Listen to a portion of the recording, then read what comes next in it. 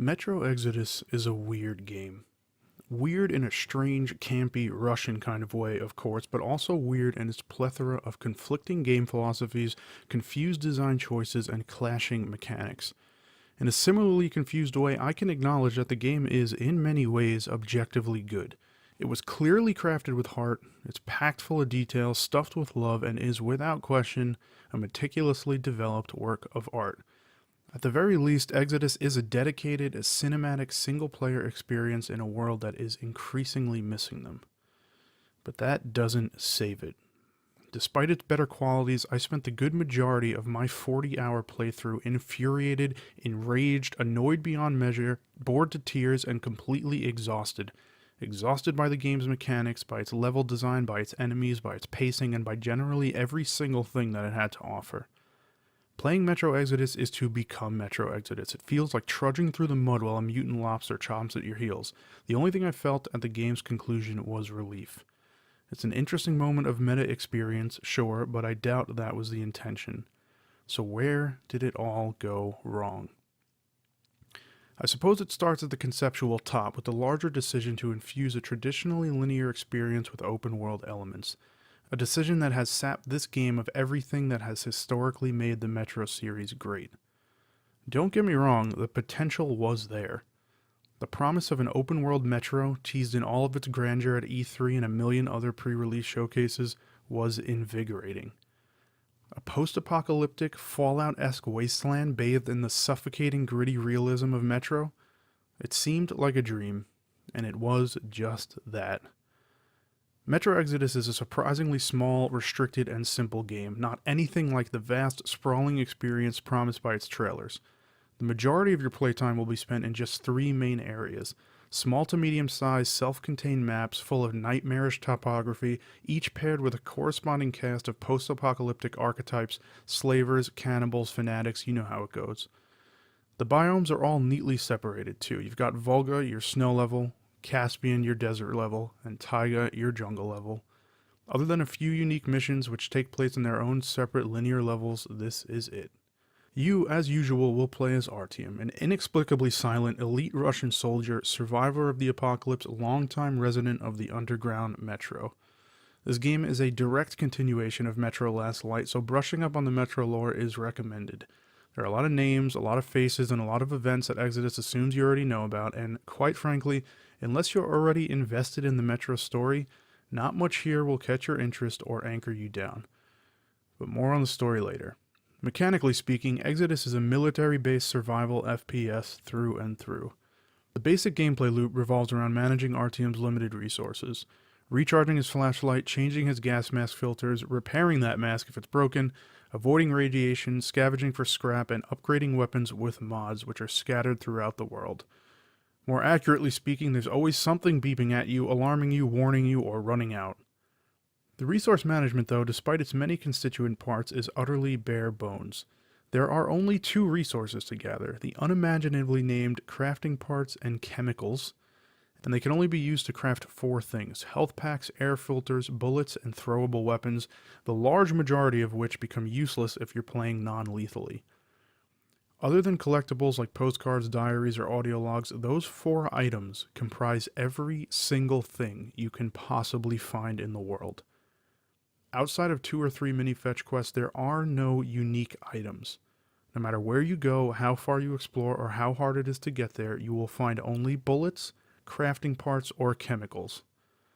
And there's only a small handful of base weapon types, so you won't be finding any interesting guns either. Beneath this barren resource system is, shockingly, an even more destitute, simplistic combat system. The general open world is populated by mutants which will attack on sight, but because of the scarcity of ammo, I'd suggest simply running away. They drop no materials, and there's no purpose in killing them. Mutants aside, you can play Metro Exodus lethally, guns blazing, or you can take a stealth approach and spare almost every human enemy in the game. The non-lethal option, which is required in order to obtain a good ending, is grossly underdeveloped. We're talking about a central part of the game that quite literally has no features. Unlike a game such as Dishonored, for example, which provides several non-lethal takedown methods, Exodus only has one: a straight-up punch to the face. There are no sleep darts, no tranquilizer guns, no gas grenades, nothing. If you're a non-lethal player, you best be prepared to spend the next 40 hours sneaking around and punching dudes in the face. It is so unbearably monotonous and boring that at several points I completely snapped, killed everyone in a hail of bullets just so that I could remember what fun felt like, then reloaded so as not to ruin my moral alignment. At other points, I just stopped caring, period. For the sake of my sanity, everyone needed to die. Because what fucking good is a massive, super tricked out shotgun if I can't even use it? And if you make the smart choice and play lethally, then you'll find a trivial, almost embarrassingly easy game with some of the stupidest enemy AI to have graced this generation. For a game all about guns, 4A doesn't give you much reason to use them. Pop a silencer onto a pistol and you can beat most of the game with your eyes closed. And that's it. At its most basic level, that's the entirety of Metro Exodus. Enter a new area, explore for any of 3 resources, run away from mutants, deal with the locals, and eliminate enemy base camps by crawling around in the dark. At the end of the day, it's just not fun. Playing the game is a chore. There's a lot of bells and whistles here, a lot of shiny distractions, but underneath that veneer of next-gen promise is an antiquated, repetitive, and boilerplate FPS game stripped completely of the narrative pull that made past Metro games work. And this is only mentioning what Exodus doesn't do. It's not mentioning what Exodus does wrong, because 4A Games' inexperience with open-world games is on display through every second you spend in this one. Truthfully, the open world is at its absolute best when it most shamelessly borrows from Fallout. It's those eerie, atmospheric moments that shine here. Those moments spent creeping around some abandoned house, scavenging resources by flashlight, some distant abomination howling into the irradiated night sky. Or those moments spent stumbling upon some building's long-dead skeletal inhabitants strewn about the floor, dismembered, stuck to the walls, each body telling a story all its own. Those moments are few and far between in Exodus, but they are exceptional. In most other instances, and in an ironic twist of fate, 4A Games, the masters of atmosphere, seem to have forsaken that very thing. Because what makes those moments exceptional, in Exodus and in Fallout alike, is the solitude. It's the tranquility, it's the breathing room, it's the creation of a space in which the player can just exist. Can just soak in the world and the stories it holds, can just listen to the wind and the trees and the tin cans rustling beneath their feet, can be left alone to sojourn in peace with their own imagination. Metro Exodus all but refuses to cultivate those moments. Instead, 4A has packed their main pseudo-open levels so obnoxiously full of mutants, enemies, and environmental hazards that there is nary a moment of contemplation to be had. If you are in the world, then you are either in danger of being attacked, running away from being attacked, or actually being attacked. There is no peace to be had. Mutants spawn every 10 feet in all directions all the time. They'll spot you from a mile away and chase you just as long, and if it's not mutants, then it's radiation, or an electrical anomaly, or a dust storm, or whatever else. Either you can't see, or you're running out of air, or you're getting zapped to a pulp. There is no escape.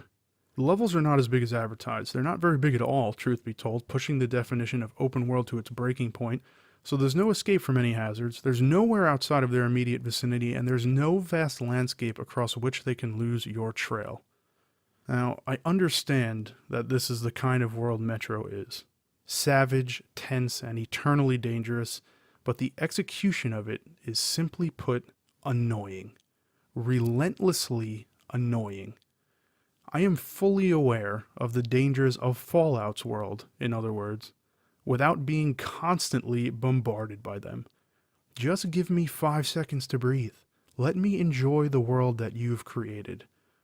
Combine this onslaught of action with some horrifically stiff, tanky character movement and some janky, obnoxious level designs, and you got a recipe for pure frustration. Artyom is not equipped to traverse an open world, especially not an open world full of rocks, valleys, cliffs, rivers, trees, and other points of geometry that exist solely to hinder your movement. It's a cruel joke, too, that in this world where ammo is scarce, you spend most of your time running away, because Artyom can barely walk. His feet are both left and seemingly made of lead, he jumps like a geriatric, he can only run briefly before having a heart attack, he has the acceleration speed of an 18-wheeler, he turns slower than the rotation of the earth, and while he can survive getting shot, getting mauled, getting stabbed, and getting irradiated, God forbid he stumbles into a bush or a small patch of grass, two things which will pin him to the ground like the fucking jaws of life. And don't get me started on the spiderwebs. It is absolutely maddening, all of it. And no fast travel means that should you choose to explore these levels, you must cross every inch of them over and over again a million times, always being chased by some monster and always getting caught on some rock. Volga, in particular, the game's first area, is arguably one of the most unpleasant maps I have ever experienced. It is so poorly optimized for exploration that it seems like the devs don't want you poking around at all, which is in stark contrast to the vast, magnificent open world that we were promised, that got all of us excited in the first place. As a rule, across the entirety of Exodus, it is always more fun, more efficient, and more engaging to just follow around the objectives, to head from point A to point B in exactly the order that the game wants you to. And therein lies the problem. Metro Exodus has no idea what it wants to be. It wants to be open world, but its world is annoying, difficult to traverse, more constrained than it should be, and generally full of nothing. There are no side quests, no unique locations, no hidden mysteries, no secret plots or stories to uncover, and only a handful of discoverable but completely inconsequential NPCs. In a game based on scavenging, there are only 2 materials to scavenge.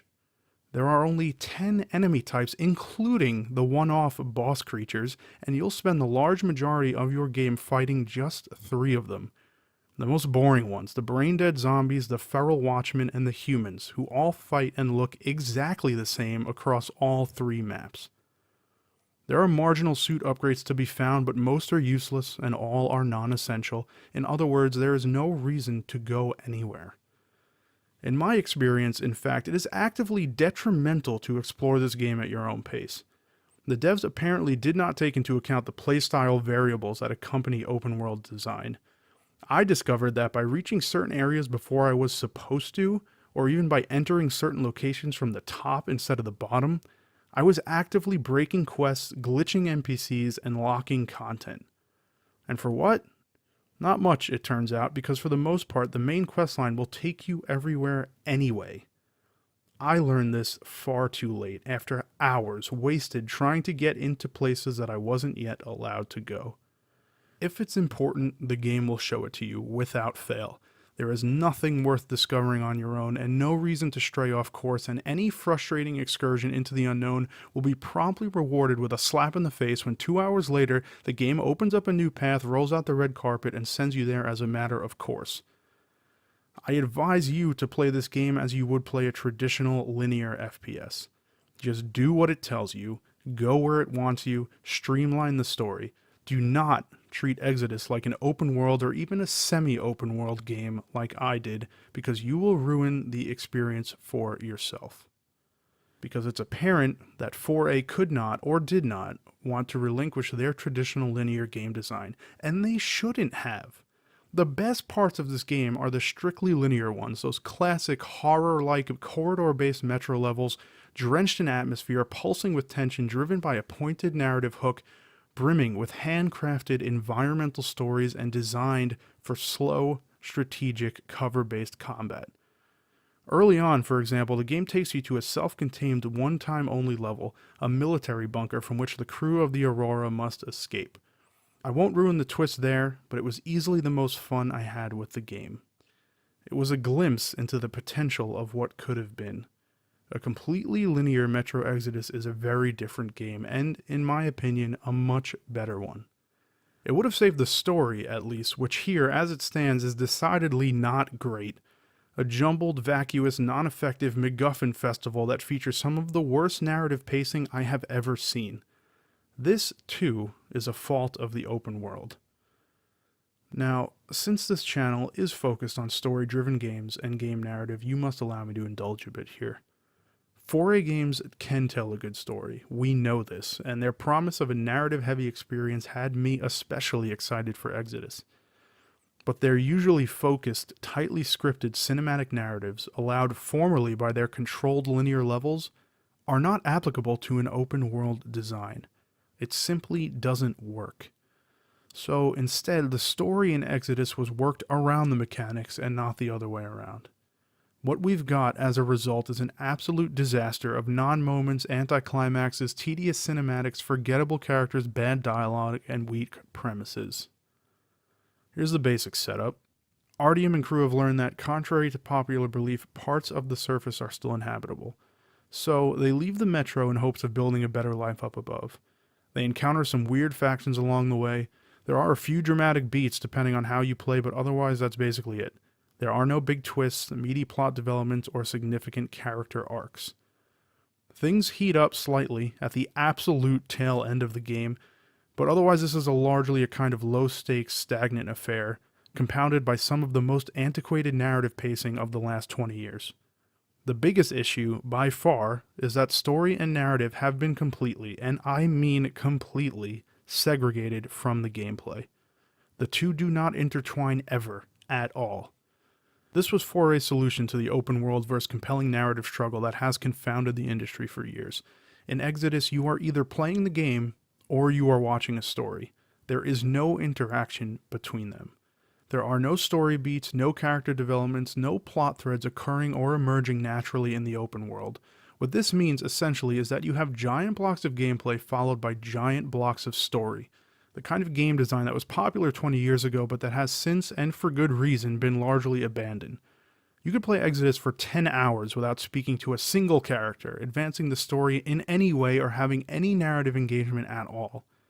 Subsequently, large segments of open-world gameplay are followed by massive, unadulterated, hour-plus long cinematic sequences. It's back and forth between the two for the game's entire duration. And that is not an exaggeration, by the way. I have 2-hour-long Let's Play episodes that are almost entirely dedicated to watching cutscenes and hearing dialogue. So far as I know, only Metal Gear can pull off that kind of shit, and Metro Exodus is no Metal Gear. If you don't want to engage with those moments, and if you skip past all the narrative-centric sequences aboard the Aurora, and who can blame you, then you will be omitting from your game what is meant to be the very core, the very soul of the narrative, which is the characters. And there are a lot of them. The Aurora, a train that serves as both transport and headquarters, is home to a colorful cast of misfits and soldiers, each of them with their own quirks, personalities, and eccentricities, and each of them fighting hopelessly against some truly, truly terrible dialogue. The bulk of the narrative revolves around your interactions with these characters, around the intimate moments of camaraderie that emerge as you search for hope and refuge across the surface of post-apocalyptic Russia. These relationships are meant to carry the story. Without them, the narrative has no reason to exist. And there are absolutely some charming moments to be had. Drinking with Idiot, jamming with Stepan, arguing with Miller, these are all nice sequences that work to develop characters, build relationships, and give some emotional heft to the story. And I can only give credit to 4A for loading their game with so much dialogue, for packing in so many narrative moments. It's a risk that in today's industry not many would take. But they have done it all wrong. For starters, all of the most interesting character beats, their motives and histories and ideas, are buried in lengthy diary entries. They're never actually mentioned or expounded upon in-game. Because characters don't talk to you in Metro Exodus, they talk at you. As a result, you don't really care about any of them. It's never personal. Emotional moments have no weight. The smoke and mirrors of game design evaporate completely. It's too readily apparent that you're speaking with a program. Every conversation with everyone is an exposition dump, a giant, interminable, laborious exposition dump. It's video game dialogue from the dinosaur age. And every conversation is 5 minutes too long. Characters never stop talking, which is not a problem if they had anything interesting to say, but they don't. They talk like robots, their dialogue is completely unnatural, and the delivery is unbearable. To be fair, I played this game with English overdubs, which in the Metro games are notoriously not great. From the little I've heard, the Russian voice actors are far superior and do inject some more life into their characters, but for now, I can only review what I've experienced.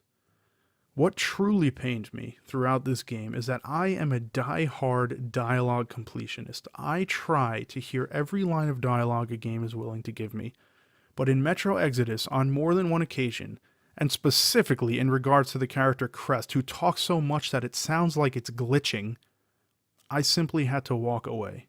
It was just too much. At a certain point, the dialogue became white noise. It was just an obstacle to playing the game.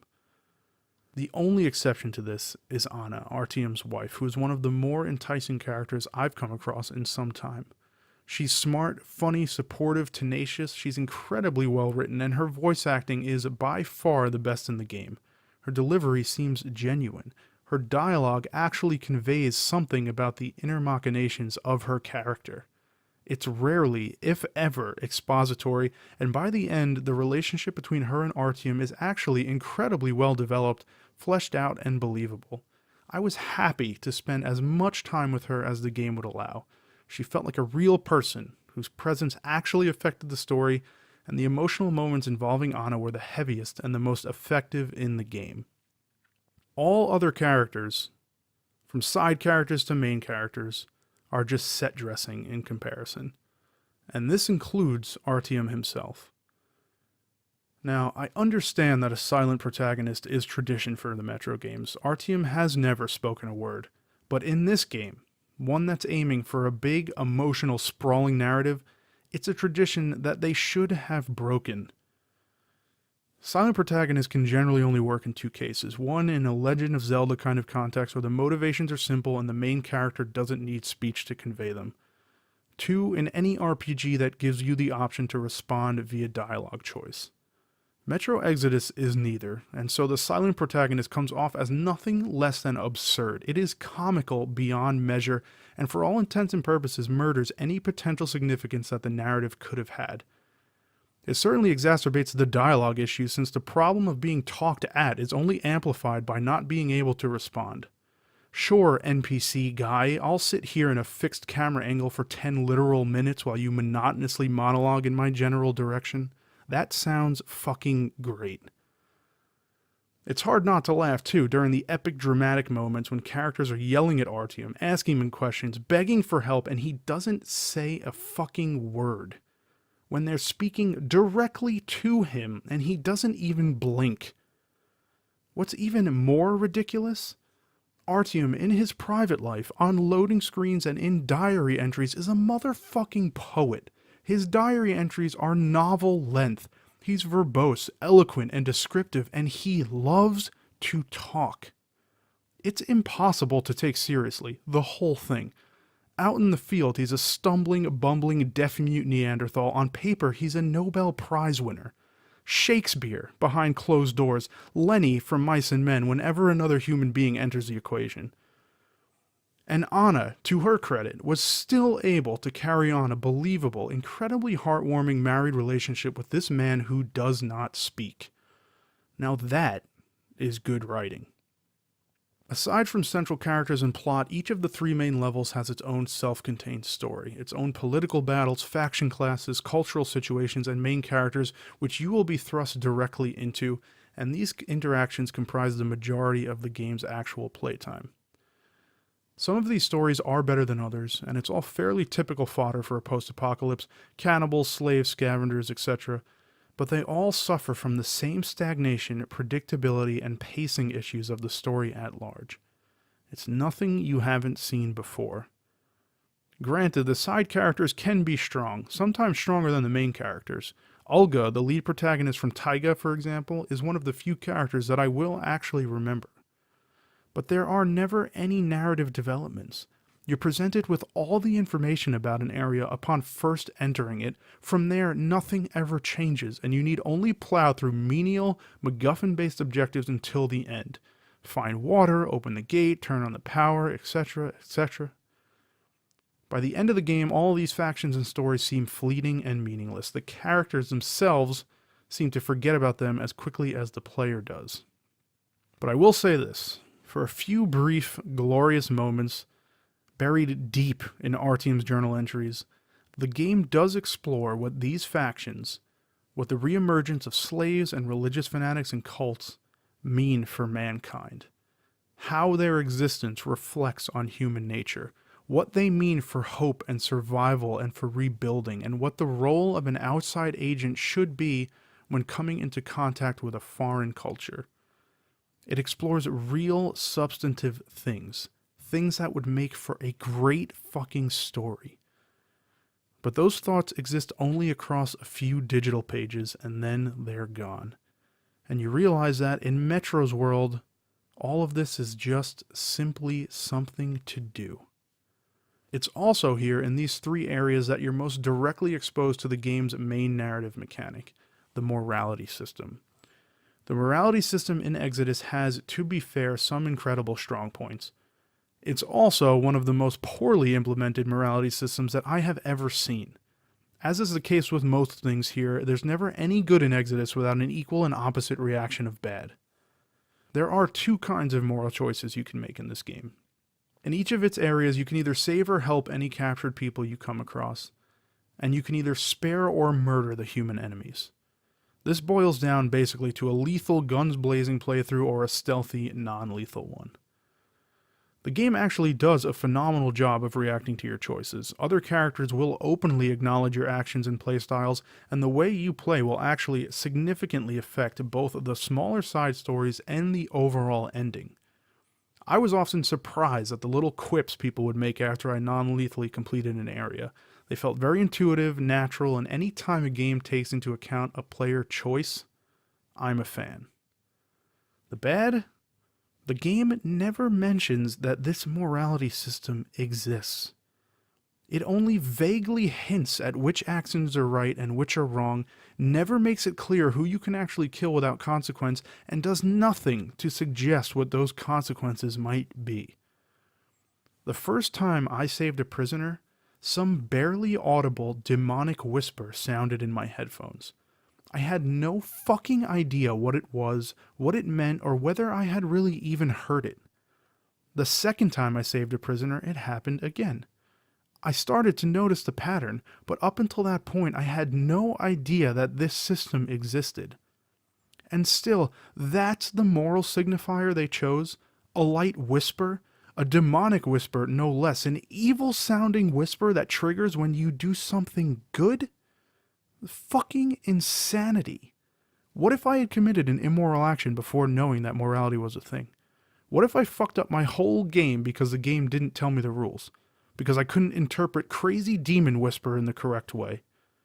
NPCs will occasionally say things like don't kill the locals or avoid bloodshed if possible, but what if there are enemies who aren't locals? Can I kill them? Who's local and who isn't? How much bloodshed is too much bloodshed? I spent the entire game terrified, stealthing every possible area, afraid I'd kill somebody by accident and ruin my entire game. And judging by the achievements, some of your crew members can actually die should you play the game lethally, so there is ostensibly some kind of morality criteria that must be met for each level, but damned if I know what it is. The game doesn't care to tell you. There are no meters, gauges, alignment statuses, or text pop-ups, nothing at all. And that's another game design choice that's questionable, by the way, tying narrative consequence to gameplay in a way that is so restrictive and so obfuscated that it forces the player's hand by default. I hate stealth. I loathe sneaking around. I despise non-lethal playstyles, and yet I had to endure the entire game this way because I play moral characters, and I wanted a happy ending, and I had absolutely no clue what would facilitate those two things other than being as safe and conservative as humanly possible. There's no doubt that this affected my enjoyment in the game. And it was all made worse by a stealth system that is wildly inconsistent. Takedown prompts on some enemies just simply don't appear, and they will never appear, which forced me to kill people that I did not want to kill, and which risked destroying my game, I think. In other instances, takedown prompts are heavily delayed, giving an unsuspecting enemy plenty of time to turn, notice you, and plant a bullet in your head. The difference in enemy awareness based on time of day is also so extreme that it's absurd. Playing Metro during the daytime is impossible. There is no reason to ever do it. It has literally no benefits despite what the game tells you about mutant strength or mutant numbers, and while the sun is out, every human NPC becomes fucking Hawkeye. In the daytime, they'll spot you from 3 miles away, never lose your location, and snipe you to death. In the dark, You can stand shoulder to shoulder with a dude, tickle his balls, stab his friend, kill his mother, sing his song, and he'll still have no fucking idea that you're standing there. Again, the word of the day is annoying. The design of the morality system and the stealth system is generally reflected in the game's other mechanics too. Everything is so unintuitive, so obtuse, so poorly explained or implied that you'll spend a significant amount of time just wondering what the game wants you to do. Combined with other things like the aforementioned annoying maps and bothersome enemies and clunky movement, Metro Exodus is largely an exercise in nervous second-guessing, anxiety, and frustration. It's not smooth, in other words. The pieces are there for a great game, but none of them are fitted together and all the edges will still cut you. But I suppose I also have to give credit where it's due. As I said earlier, it's not all bad. There's nothing to redeem the game as a whole, don't get me wrong, but despite this overwhelmingly negative review, there are still bits and pieces of goodness that are worth mentioning. The graphics, for starters, are pretty incredible, and from what I understand, this game is one of the most demanding PC games ever made. It certainly shows. The guns are stunning to look at, and the eerie underground environments lit by luminous mushrooms, a neon green glow reflecting off steel and brick and water, are a sight to behold. The gun and crafting mechanics, unlike the open world exploration aspect, are exactly as promised. There's not an astounding variety of base weapons, but the amount of modifications is plenty, allowing for vast customization. Even if some of the mods are blatantly better and more useful than others, and even if the tangible differences between gun stats are negligible and meaningless. I never cleaned my weapons, for example, a choice that the game warned me would cause them to jam and become less effective. This never happened, and if it did, I certainly didn't notice. The crafting mechanic, featuring a backpack which you can open on the fly, customizing weapons whenever you please for whatever situation, is arguably the star of the show. Certainly, I had the most fun clicking through those immensely satisfying menus, snapping new pieces onto my guns, and watching them change in real time than I did with anything else. The animations are buttery smooth, the tactile feedback is punchy, snappy, and great, and the functionality is perfect. It seems to be the only aspect of this game that's fully polished. It's also a great example of the importance of good sound design, which, overall, between the ambient echoes or the distant howls or the crawling spiders or the gun sounds, is one of Metro's strongest points. It's arguably some of the best I've ever heard, and because of the sound, primarily, some areas of this game are genuinely fucking terrifying. Other highlights include the minimalist HUD and map aesthetic, the general absence of hand-holding, the organic quest progression, and some truly unique and horrifying creature designs. Above all, and the only thing that truly impressed me, is something so insignificant that it's usually, in other games, just flat out ignored. Hear me out. The enemy combat barks, or in other words, the things that the enemies yell when you're in combat, are hilarious. Like, funny to the point where I actually noticed and laughed out loud. They're certainly entertaining enough to make those clunky combat sections enjoyable. Easily the sharpest, pithiest dialogue in the game, and they sounded completely natural and completely human. That is how you write dialogue. People don't talk in giant, one-way, uninterrupted expository essays. They talk in short quips and stupid jokes. The combat barks in Exodus absolutely nail this, and I can't help but wish that whoever wrote them was hired to write the game as a whole. Additionally, in an instance of some seriously next-gen shit, the enemy barks are insanely contextual. If you're behind a tree, someone will yell, "He's behind that tree." If you're behind a window, you'll hear "he's behind that window," and so on for barrels, doors, fences, seemingly every object in the game, and the enemies are always right. It's a piece of programming that I personally have never seen before, at least not executed to this degree, and it makes the human enemies feel like real, living, breathing people, despite their overwhelming uniformity and blandness. It's almost the perfect summary of Metro Exodus. In a game with radiation, mutants, cannibals, crafting, scavenging, jungle tribes, religious fanatics, political factions, demon monsters, slave drivers, and Russian military generals, the thing I remember most is being called a stupid pussy son of a bitch by a nameless, faceless, generic enemy. But maybe it's just me. I know I'm bucking the trend here. Exodus has otherwise been critically acclaimed and positively reviewed, and I can absolutely see why. Like I said, there are some good things here, and for Metro fans, I'm sure it's great. The game is serviceable. It works. It has some satisfying mechanics, some interesting areas, a ton of narrative content, and it is clearly ambitious. It innovates on the Metro formula in ways that are both risky and respectable, regardless of whether they work. And there is some truly brilliant game design going on, from the masterful sound effects to the moments of incredible atmosphere to the groundbreaking graphics. At the very least, it is a neat, conclusive, and satisfying end to RTM's story. But the problems here are just too numerous, too egregious, and too intrusive for me to ignore.